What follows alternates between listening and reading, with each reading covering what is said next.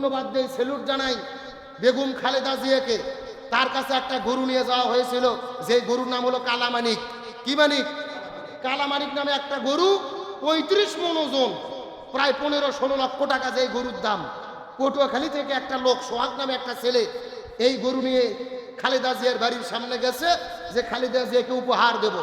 খালেদা জিয়া তাকে বাড়ির মধ্যে ঢুকাইয়া সুন্দর করে খাবার টাবার দিয়ে বলেছে, আমাকে গরু দেওয়ার দরকার নাই, গরু নিয়ে যে তোমার এলাকার গরিব দুঃখীদের মধ্যে বিতরণ করে দাও। আলহামদুলিল্লাহ বলেন। তিনি প্রমাণ করেছেন যে তেলবাজি আর তোষামদি তিনি গ্রহণ করে নাই। কথা কর না কে? সত্যকে সত্য বলবো, ভালোকে ভালো বলবো, মন্দকে মন্দ বলবো। এরকম গরু গত কয়েক বছর আমরা দেখেছি হাসিনের কাছেও বিভিন্ন নেতা তেল আর পাম মারার জন্য নিয়ে যেত। কথা কর না কে? 5 লাখ টাকার গরু নিয়ে যেত, 1 কোটি টাকার চেক দিয়ে ছেড়ে দিত। এই তেল আর পামের উপরে ভ্যাট তোলা শুরু হয়েছিল তোষামদির উপরে। কিন্তু খালেদা জিয়া আপসীন দেশ নেত্রী, তিনি প্রমাণ করেছেন তেল আর তোষামদি দরকার নাই, গরিব দুঃখীদের পাশে দাঁড়াও।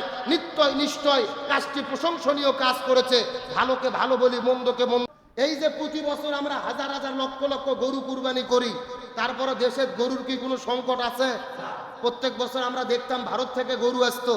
এই বছর ডক্টর মোহাম্মদ ইউনূস সরকার ভারত থেকে গরু তো আনেইনি, বরং চুরি করে 2-4টে যেগুলো ঢুকছে ওগুলোকেও আটক করছে, যে ভারতের গরুর আমাদের দরকার নাই।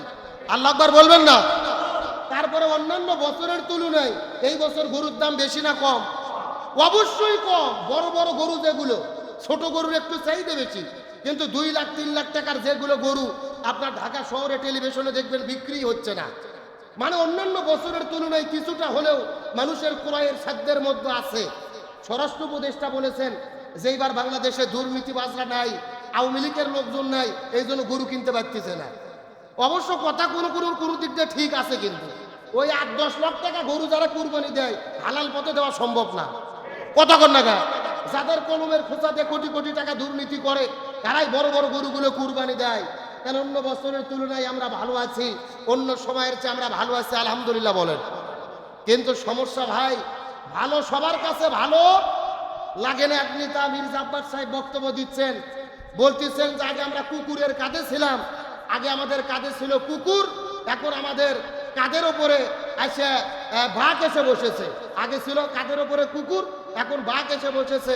এখন বাঘকে তাড়ানোর জন্য আমাদের ঝাঁকি দিয়ে কাঁধ থেকে নামাতে হবে। মানে বাঘ বোঝেন নাই? শেখ হাসিনা আগে ছিল কুকুর, আর ডক্টর ইউনূস নাকি বাঘ। বলতেছে ঘাড় থেকে কুকুর দিয়ে বাঘ এসে বসেছে, একে ঝাঁকি দিয়ে নামার লাগবে। আবার আর এক নেতা বুলু সাহেব বলতেছেন ডক্টর মোহাম্মদ ইউনূস 1970 সালে খ্রিস্টান হয়েছে।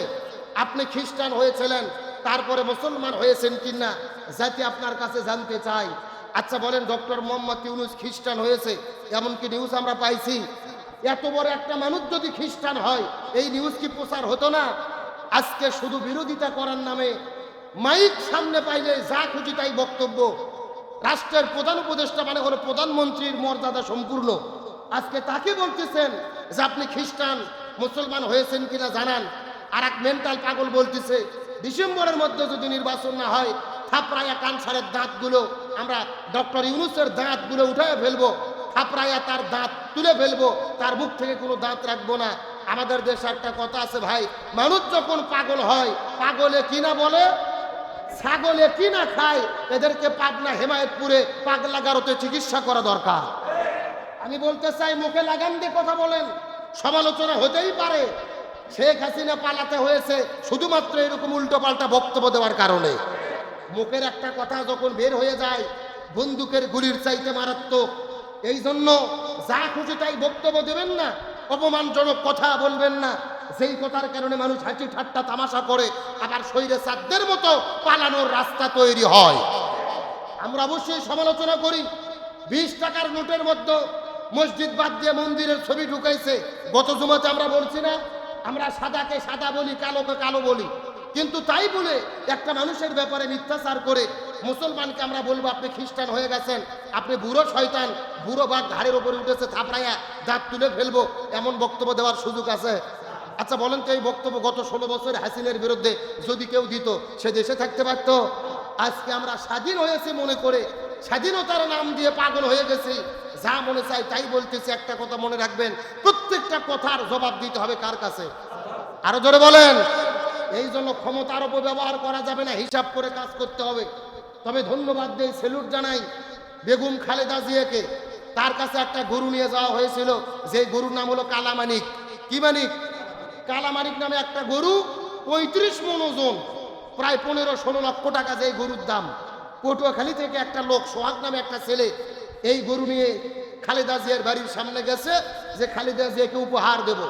খালেদা জিয়া তাকে বাড়ির মধ্যে ঢুকাইয়া সুন্দর করে খাবার টাবার দিয়ে বলেছে, আমাকে গরু দেওয়ার দরকার নাই, গরু নিয়ে যে তোমার এলাকার গরিব দুঃখীদের মধ্যে বিতরণ করে দাও। আলহামদুলিল্লাহ বলেন।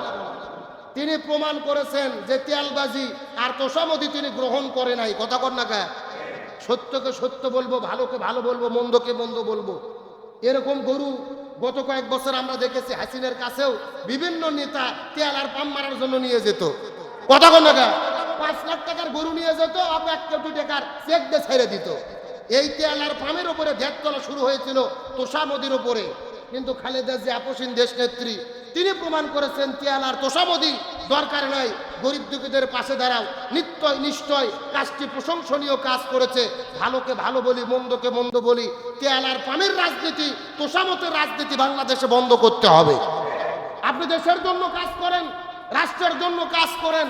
গত 16 বছর পার হয়ে গেছে, নেতা কর্মী মিলে বালির ট্রাক আমরা সরাতে পারিনি, আর আজকে ভালো দিন চলে আসছে, গরু নিয়ে দৌড়ে বাড়িতে যাচ্ছি। কতক্ষণ না খায়?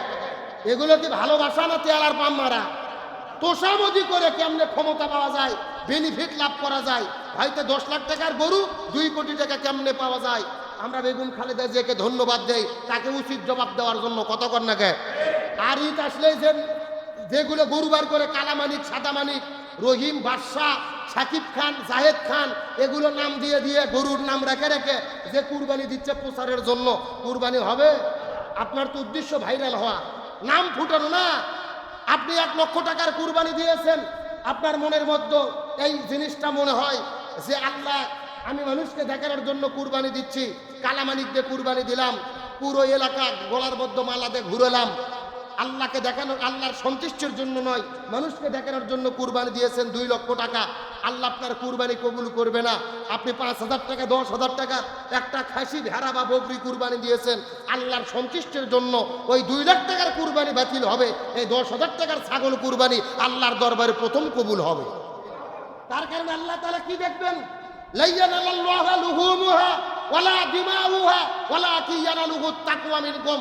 আল্লাহ বলছেন, তোমাদের পশু দেখবো না, রক্ত চামড়া কিচ্ছু দেখবো না, আমি দেখবো যারা কুরবানি করতেছে ওই সমস্ত মানুষের কি অন্তর। জোরে বলেন, মানুষের কি? এজন্য কুরবানি করতে গেলে, ইবাদত করতে গেলে আগে অন্তর পরিষ্কার করতে হবে, অন্তর সাফ করতে হবে। আল্লাহ সহি নিয়তে আমাদের কুরবানি করার তৌফিক দান করুক, বলেন আমিন। আসুন, এখন আমরা যে কুরবানি করব, এই কুরবানির গোশতগুলো আমরা বন্টন করব কিভাবে? অনেকেই বলে 3 ভাগ না করলে কুরবানি বাতিল হয়ে যাবে, গোশতটা 3 ভাগ করতেই হবে। আবার কেউ কেউ ফতোয়া দেয় কুরবানির গোশত 3 ভাগ করা কোরআন হাদিসে কোথাও নিয়ম নাই, কোরআন হাদিসে লেখা নাই কুরবানির গোশত 3 ভাগ করতে হবে না, মন চাইলে সব খেয়ে নেবে, মন চাইলে দিয়ে দেবে, 3 ভাগ করার দরকার নাই। একদল বলতিছে 3 ভাগ না করলে কুরবানি বাতিল, আর একদল বলতেছে ভাগ করার দরকার নাই, ইচ্ছা মতো খাও, কিছু দিয়ে দাও। আসলে কুরবানি গোশত বন্টনের সঠিক পদ্ধতি কি জানার দরকার আছে না নাই? গভীর মনোযোগ লক্ষ্য করুন। কুরবানির গোশত আমরা কিভাবে বন্টন করব? আমার বক্তব্য নয়, কোন মুফতি সাহেবের বক্তব্য নয়। কুরবানির গোশত কিভাবে বন্টন করতে হবে আল্লাহ সরাসরি নিজেই তা কোরআনে বলে দিয়েছে। সুবহানাল্লাহ বলেন। সূরা হজের 28 নম্বর আয়াত লক্ষ্য করুন।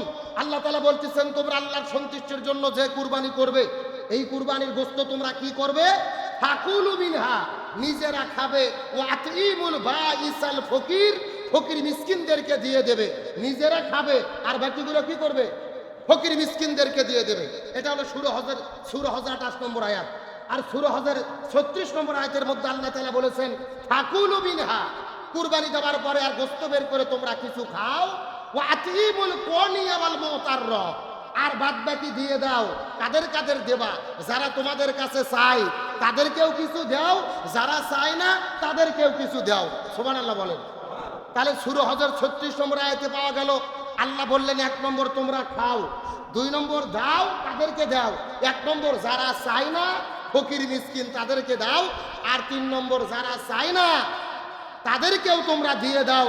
এখান থেকে সূরা হজের 36 নম্বর আয়াত প্রমাণ করেছে গোশত বন্টন করতে হবে 3 ভাগে। জোরে বলেন কয় ভাগে? জোরে বলেন। 1 ভাগ নিজে খাইতে হবে, আর 1 ভাগ যারা ফকির মিসকিন চায় না, চাই তাদেরকে দিতে হবে, আর 3 নম্বর ভাগ যারা চায় না, পাড়া প্রতিবেশী আত্মীয় স্বজন, হয়তো বা কুরবানি দেয়নি কিন্তু মধ্যবিত্ত, কুরবানি 2-1 বছর দেয়, এইবার দিতে পারেনি, আপনি যদি গোশত তাকে না দেন আপনার বাড়িতে চাওয়ার জন্য আসবে না, তাহলে তাদেরকেও 1 ভাগ দিতে হবে, যারা চাই তাদেরকেও দিতে হবে, আর 1 ভাগ খাইতে হবে। তাহলে কয় ভাগ হলো? তাহলে আজকে বাংলাদেশে যেই মুক্তিরা ফতুয়া দেয় 3 ভাগের কথা কোরআন হাদিসে নাই, আমি মনে করি এরা হলো অন্ধ, এরা হলো জাহেল। কোরআনের এই সূরা হজের 36 নম্বর আয়াত যদি তারা ভালো করে পড়তো তাহলে এমন ব্যাখ্যা তারা দিতে পারতো না। কথা বলে না কেন? এই জন্য ইমাম আবু হানিফা রহমতুল্লাহ আলাইহি বলেছেন কুরবানির গোশত 3 ভাগ করা হলো মুস্তাহাব, করলে সওয়াব আছে, না করলে গুনাহ নাই। একেবারে ঢাড়ি পাল্লা দেয় যে কাঁটা দিয়ে মাপ দেওয়া লাগবে, 2-1টা কম বাড়া হলে গুনাহ হবে, বিষয়টা এমন না। ভালো করে বোঝার চেষ্টা করবেন। এই 3 ভাগ কখনো কখনো কম বাড়া হতে পারে। কিভাবে কম বাড়া হতে পারে? মনে করেন যে একটা বড় লোক মানুষ, সম্পদশালী, কোটিপতি, গরু কুরবানি দিয়েছে 3টে। জোরে বলেন কয়টা? এখন তার বাড়ির মানুষ হলো 2 জন, 3 গরু যদি 3 ভাগ করে, 1 ভাগ গরিব দুঃখীদের দেবে, 1 ভাগ আত্মীয় স্বজন যারা চায় না পাড়া প্রতিবেশী তাদেরকে দেবে, আর 1 ভাগ নিজে খাবে। তাহলে গরু তার ভাগে কয়টা থাকলো? এখন 1 লক্ষ টাকার একটা গরু, 3 মণ গোশত, বাড়ির লোক হলো 4 জন, 4 জনে কি 3 মণ গোশত খাইতে পারবে? তাহলে এই লোকের জন্য 3 ভাগ না, এই লোকের জন্য 20 কেজি গোশত বাড়িতে রাখে অথবা 30 কেজি রাখে, বাকি 3 গরু জনগণক দিয়ে দেওয়া লাগবে। কতক্ষণ না? ভালো করে বোঝেন, 3 ভাগ সবসময় ঠিক থাকবে না। 3 ভাগ করলে আর কারো লাভ হচ্ছে, পুরো গরু বাচ্চাও 1 গরু 3 জনে খাবে নাকি? ও 30 কেজি রেখে বাকিটা দিয়ে দেবে। আবার আপনার গ্রামের একটা লোক, মনে করেন যে খুব বেশি সম্পদশালী না, কষ্ট করে 12,000 টাকা বা 10,000 টাকার একটা ছাগল কুরবানি দিয়েছে। একটা ছাগল 10,000 টাকার কুরবানি দিয়ে 9 কেজি গোশত, 3 ভাগ করলে হয় 3 কেজি নিজে পাবে, আর 6 কেজি দিয়ে দেওয়া লাগবে। এখন বাড়ির লোক হলে মনে করেন পরিবারে 8 থেকে 10 জন, 10 জন লোক 3 কেজি গোশত তো একবার খেলেই শেষ।